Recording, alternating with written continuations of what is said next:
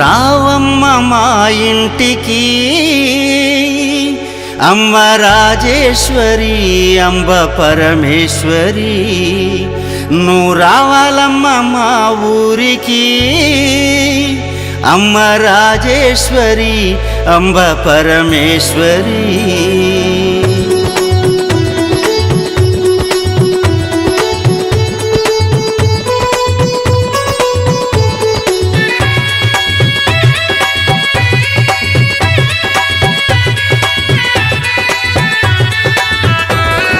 రావమ్మ మా ఇంటికి అమ్మ రాజేశ్వరి అంబ పరమేశ్వరి, రావమ్మ మా ఇంటికి అమ్మ రాజేశ్వరి అంబ పరమేశ్వరి, నువ్వు రావాలమ్మ మా ఊరికి అమ్మ రాజేశ్వరి అంబ పరమేశ్వరి, నువ్వు రావాలమ్మ మా ఊరికి అమ్మ రాజేశ్వరి అంబ పరమేశ్వరి.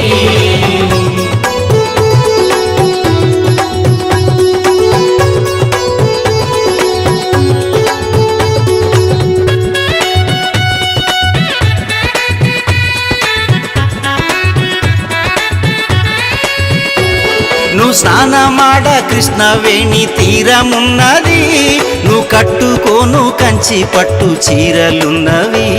నువ్వు స్నానమాడ కృష్ణవేణి తీరమున్నది, నువ్వు కట్టుకోను కంచి పట్టు చీరలున్నవి. ఆ పైన మందార పువ్వులున్నవి, ఆ పైన మందార పువ్వులున్నవి, నీ సేవ కోసమే వేచి ఉన్నవి, నీ సేవ కోసమే వేచి ఉన్నవి.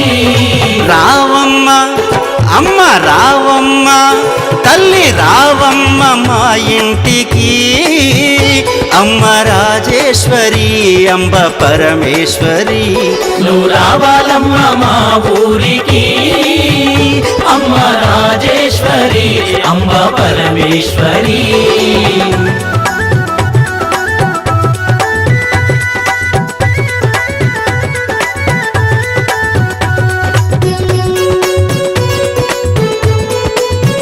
ఇలాంటి వరాలు ముందెవరు అడగలేదు, నువ్వు అడిగావు. నువ్వు చేసిన తపస్సుకు మెచ్చిచ్చాను. జగత్ సుమ అహంకారం తెచ్చుకోకు, ఒళ్ళు దగ్గర తెచ్చుకోకూడదు అంటే ఏంటి అని అర్థం? ఇప్పుడు ఉండిపోదామని, నేను ఇప్పుడు ఉండిపోను అని సత్యాన్ని నమ్మినవాడు ఈశ్వరుని తెలుసుకుంటాడట.